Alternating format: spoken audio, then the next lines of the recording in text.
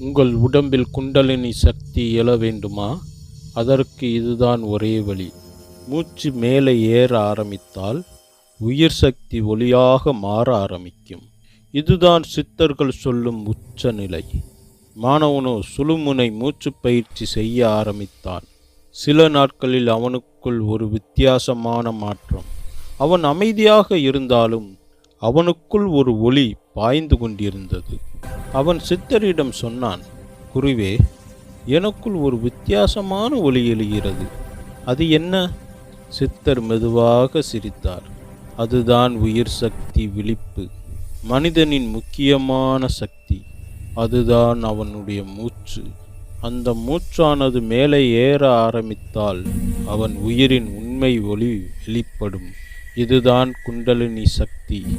மாணவனுக்கு அதிர்ச்சி. என்ன, அதற்குள் இது நடக்க ஆரம்பித்து விட்டதா என்றான். குருவோ, ஆம், ஆனால் இது மென்மையாக செய்ய வேண்டிய பயிற்சி என்று சித்தர் அறிவுறுத்தினார். சித்தர் மாணவனுக்கு புதிய வழியை கற்றுக் கொடுத்தார். மூச்சை உள்ளே எடுக்கும்போது ஒளி கீழிருந்து மேலே பாய்வது போல் நினைக்க வேண்டும். மூச்சை நிறுத்தும்போது இருளை ஒளியால் நிரப்புவது போல் நினை.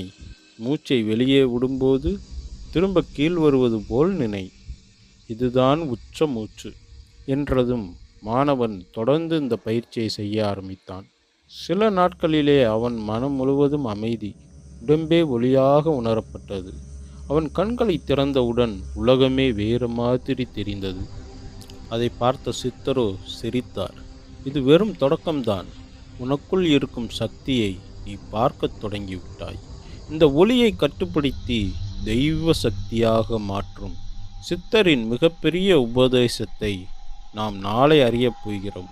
அதை மிஸ் பண்ணாதீங்க. தொடர்ந்து இணைந்திருங்க.